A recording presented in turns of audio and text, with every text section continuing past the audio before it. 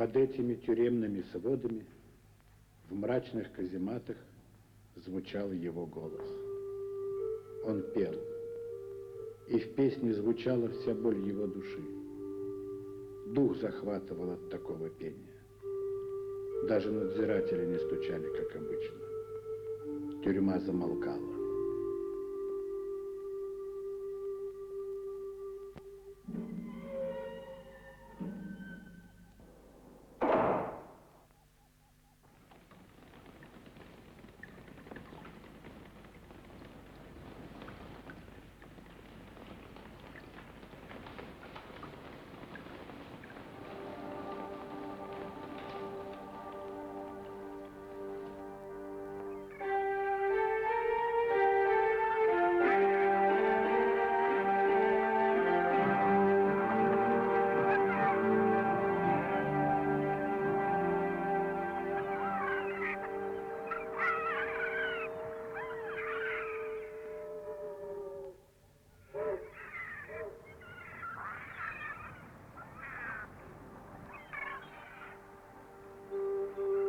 Газиз Аль-Мухаметов. Вот уже больше полувека его нет в живых. Но имя его носят все известные певцы Башкортостана, ставшие лауреатами конкурса башкирской песни имени Аль-Мухаметова. Газиз Салихович Аль-Мухаметов родился в 1895 году в Башкирии, в деревне Мурапталово. Спасаясь от голода, 14-летним подростком уезжает вместе с братом в Узбекистан. Летом работает на винограднике, а зимой учится в медресе. Всей душой тянется к знанию. В Ташкенте в 19 лет он начинает петь на профессиональной сцене.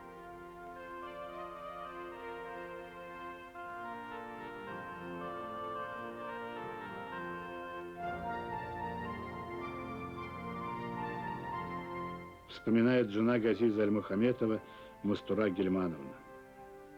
Газиз быстро стал популярным в мусульманском мире певцом. Я думаю, красивый мелодичный голос Газиз унаследовал от своей матери. Помню, как Галима Апа задушевным голосом нараспев читала Мухаммадию и другие духовные книги. В книге «История Уфы» всего несколько строк, посвященных Газизу Аль-Мухаметову. Но как важна эта информация. Концерты и литературные вечера превращались в яркие события в жизни башкирского и татарского населения города. Таким стал концерт 25 июля 1917 года с участием выдающегося певца Газиза Аль-Мухаметова. А было ему тогда 22 года. Начались гастрольные поездки певца. Алма-Ата, Самарканд, Бухара, Ташкент, Казань, Уфа. А в Баку он выступил в музыкальном спектакле на сцене театра, оперы и балета. Вот тогда-то и появилась мечта о создании первой национальной оперы. И он начинает писать оперу «Сания». Он даже поставил первый акт ее в Ташкенте. Опыта не хватало, и по совету друзей он едет в Казань. Здесь он нашел единомышленников в лице султана Габеши и Василия Виноградова. Вместе они писали оперу «Сания», и в 1925 году в Казани состоялась ее премьера.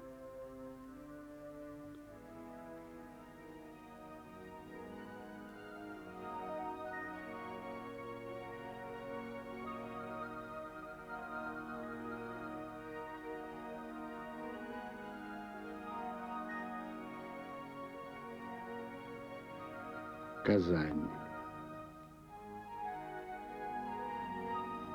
Театр имени Галиаскара Камала. Здесь состоялись премьеры опер «Сания» и «Рабочий» Эшсе. Мы слышим голос самого Газиза Аль-Мухаметова, ария Нигмата из оперы Эшсе.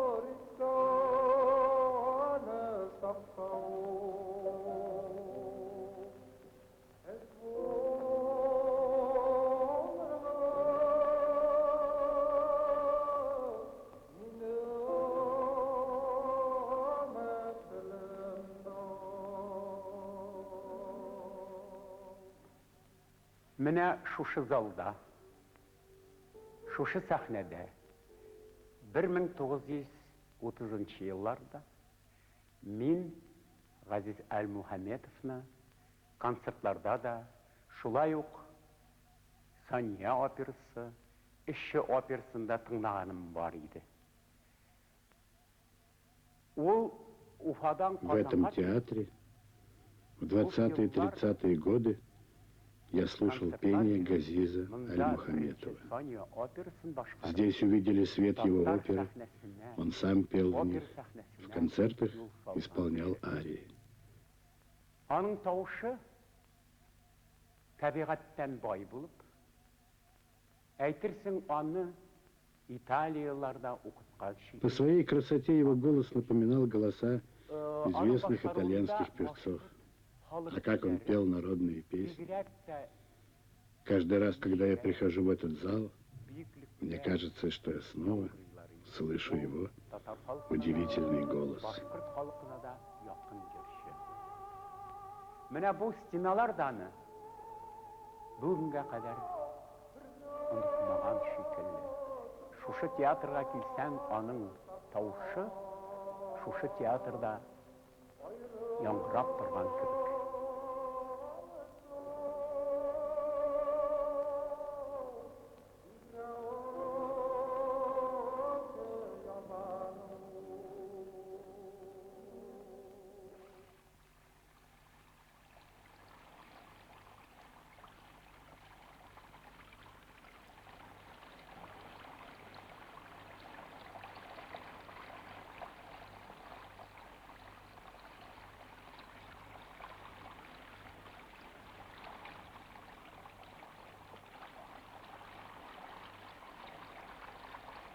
Газиз Альмөхәмметов здесь консолидирует силы, творческие силы, которые тогда были возможны. Это Султан Габаши, композитор, который работал успешно и на ниве татарской, башкирской музыкальной культуры. Дальше поэт Маджид Гафури и все те силы, которые были возможны тогда. И известно, что Газиз Альмөхәмметов большой интерес проявляет и к созданию вокальной школы национальной, занимается оперной студией и так далее. И вот этот широкий интерес и те успехи, которые были достигнуты, а известно, что эти оперы получили широчайший и даже международный резонанс, они определили как бы путь национальной музыкальной культуры и пути дальнейшего развития этого жанра. Опера «Эшсе» рабочий, написанная на либретто башкирского писателя Маджида Гафури, была поставлена в 1930 году и имела большой успех. Эта первая национальная опера вскоре была показана на Олимпиаде театрального искусства в Москве.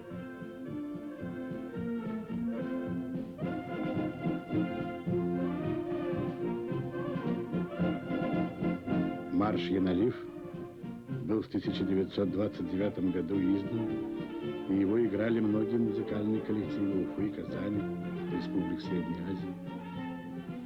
Авторами его был Газиз Альмөхәмметов, Василий Виноградов, Султан Габаши.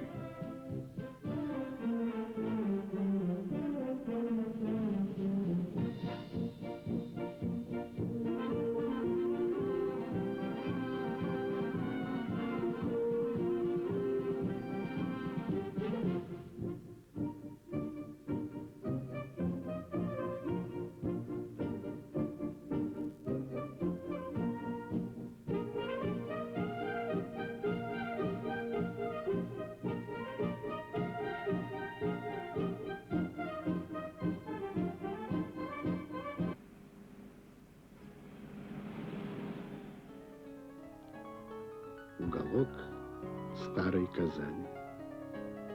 Улица имени Бехтерева. Еще сохранился деревянный двухэтажный дом, где с 1922 по 1930 год жил Газиз Альмөхәмметов с семьей. В этом гостеприимном доме часто бывали артисты, писатели, музыканты. Окно его комнаты. Отсюда велась музыка, которую он сочинял. Сегодня произведения Газиза Альмухаметова исполняют не только в Уфе и Казани. Мы слушаем одну из самых популярных песен Газиза Альмухаметова в исполнении сестер Лисицану. Плещутся волны.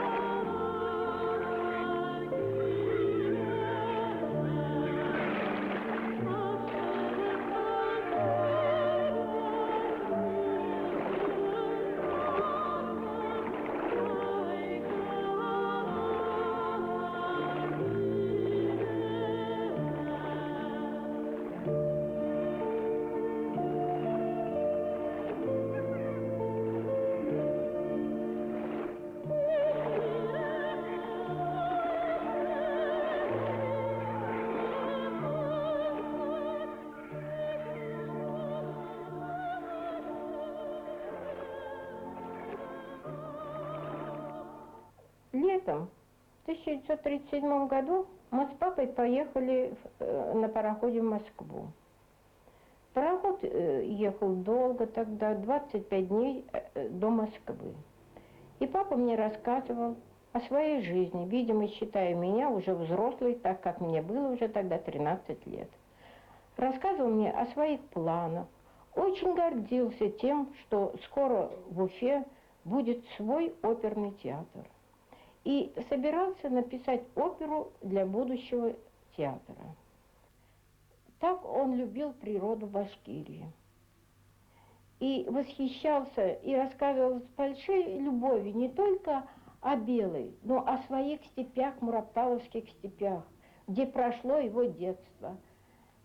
В 1930 году по приглашению башкирского правительства Газиз Альмухаметов переезжает в Уфу, где начинается самый насыщенный период в жизни музыканта. По его ходатайству вскоре в Уфу переезжает его друг и соратник Султан Хасанович Габеши.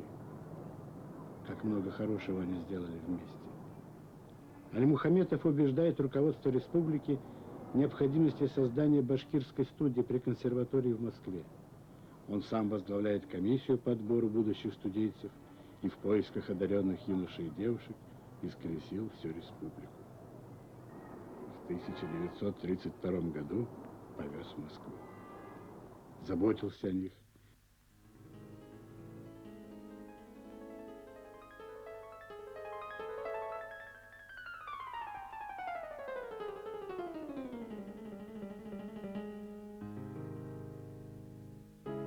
Возвратившись в Уфу, он с гордостью сказал: башкирские дети перешагнули порог консерватории.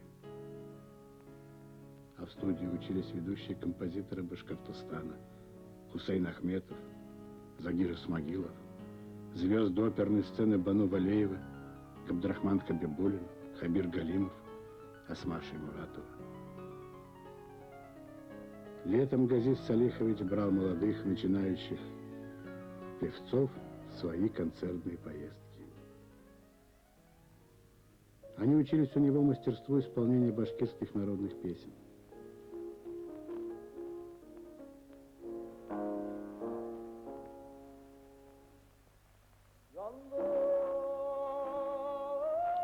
И вновь мы слышим голос Газиза Альмухаметова.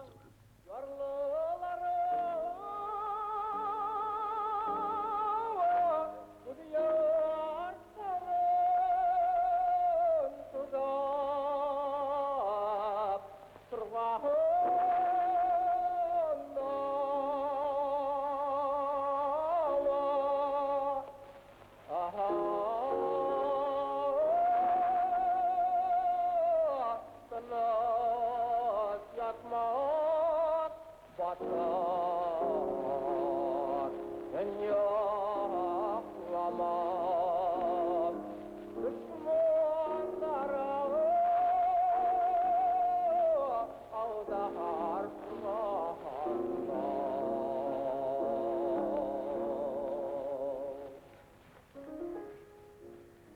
По этой чудом сохранившейся старой пластинке, надтреснутой и шипящей, трудно представить истинный голос певца во всем богатстве его тембра.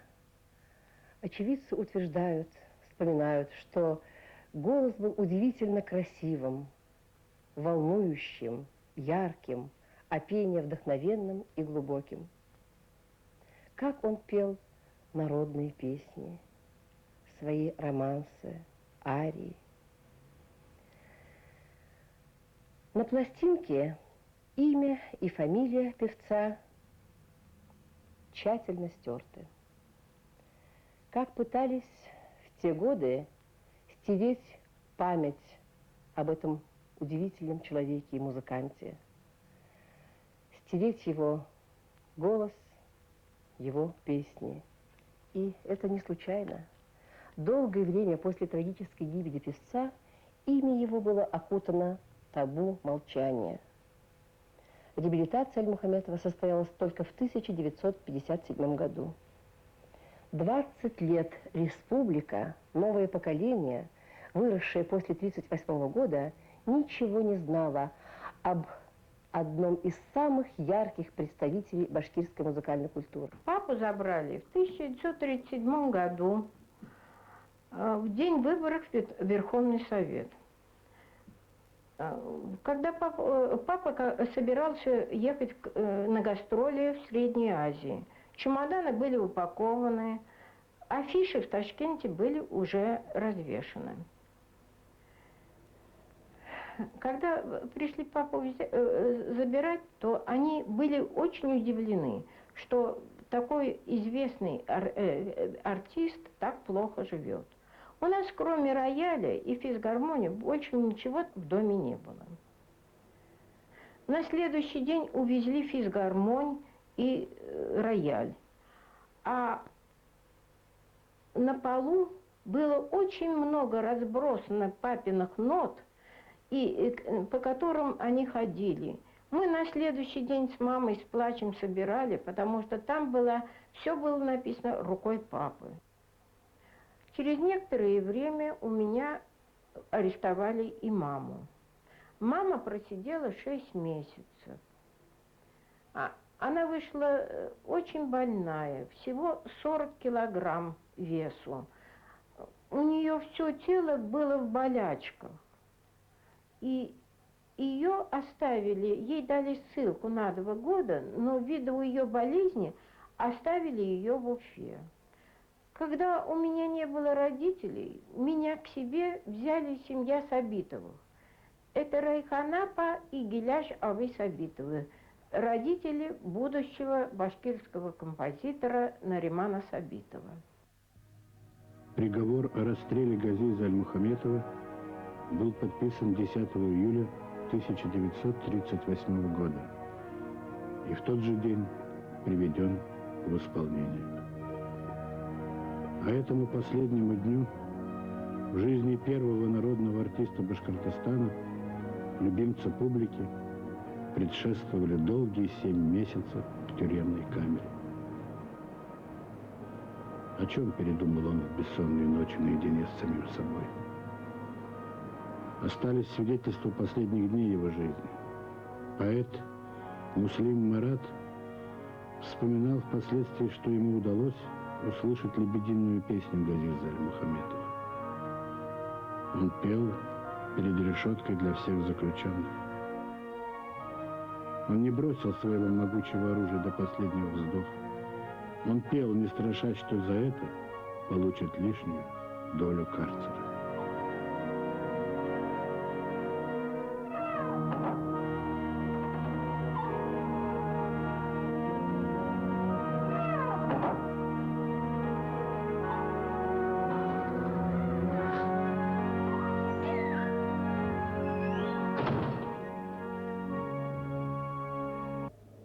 Баллада Газиза Альмухаметова «Зловещий ветер», словно предчувствие его трагической судьбы.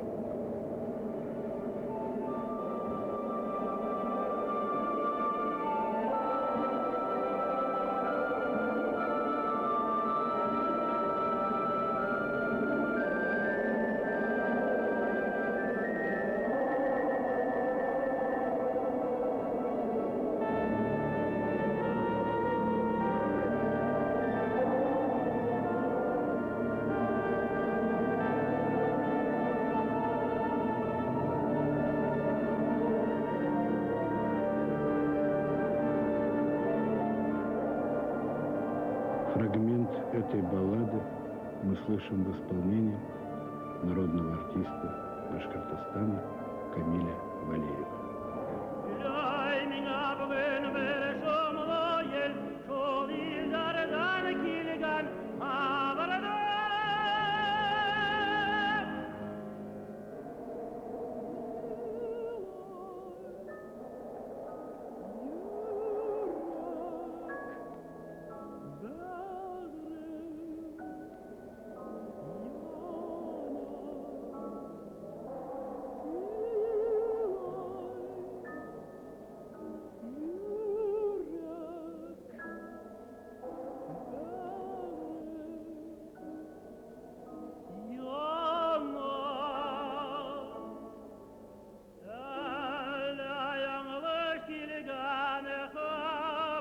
Я хочу рассказать еще об одном удивительном эпизоде. Однажды в Москве Газиз Альмухаметов пел перед аттестационной комиссией.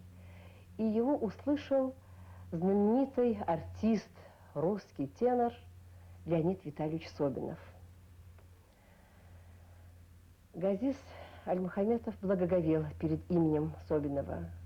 Он стремился попасть на его концерты в Москве, в Казани. Собинов сказал Альмухаметову: «У вас очень красивый голос, он поставлен самой природой».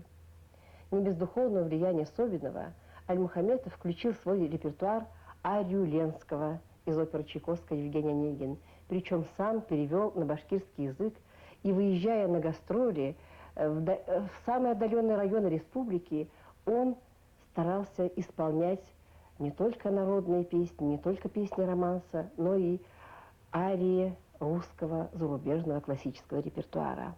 Так он пел романс Бородина «До берегов отчизны дальней», арию Дубровского из оперы «Направника».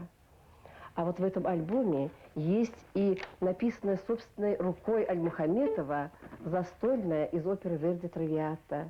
Он также пел и песенку Герцога, и многие известные арии из опер Верди. И для того, чтобы в районах прозвучала на достойном уровне музыка классического репертуара, Газиз Салихович нередко вывозил пианино, накрытые в грузовой машине, с тем, чтобы слушатели могли познакомиться с замечательными образцами русской и зарубежной классики.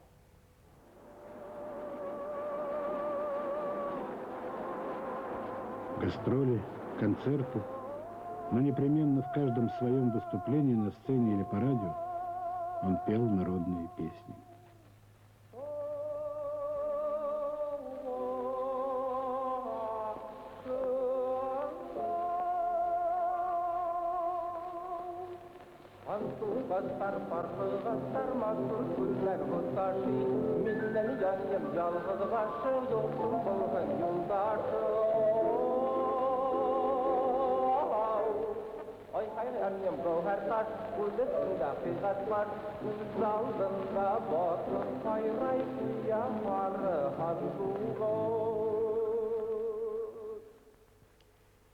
Этот изящный стол, работа безымянного мастера, и этот письменный прибор, принадлежавший Газизу Альмухаметову, семья композитора чудом сохранила в годы репрессий.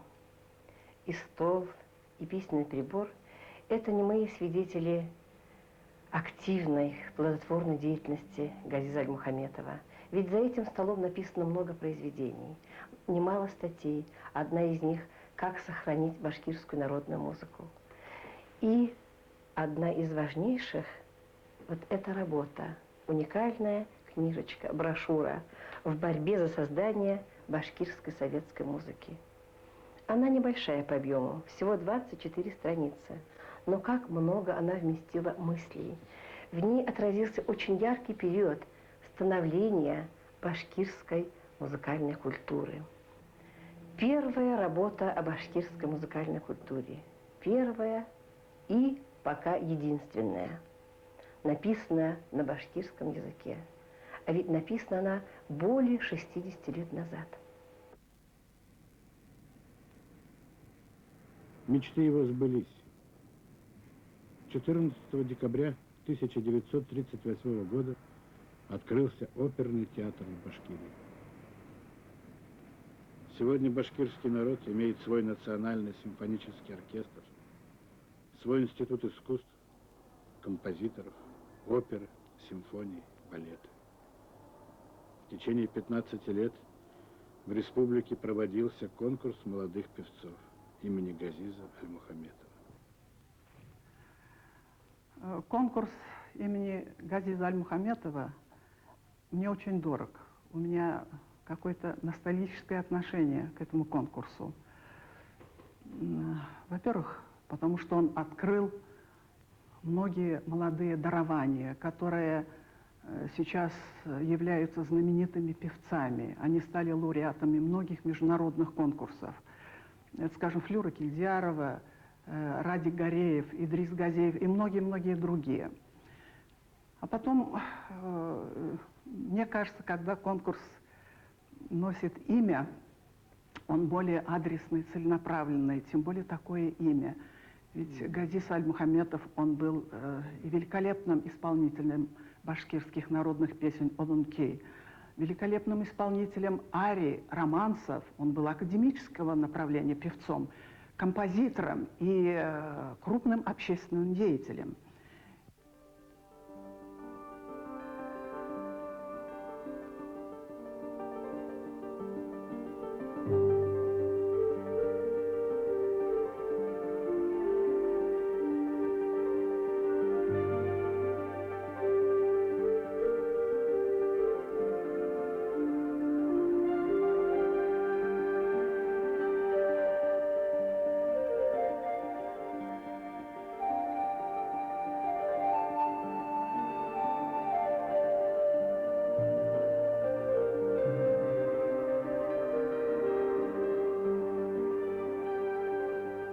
Прошли годы, прежде чем это стало возможно. По крупицам собирались свидетельства о жизни Газиза Аль-Мухамметова. Ведь не одно десятилетие имя его было предано забвению, как имена всех тех, кого крестили врагами народа. А теперь к нам возвратились его прекрасные музыкальные произведения, зазвучали его задушевные песни.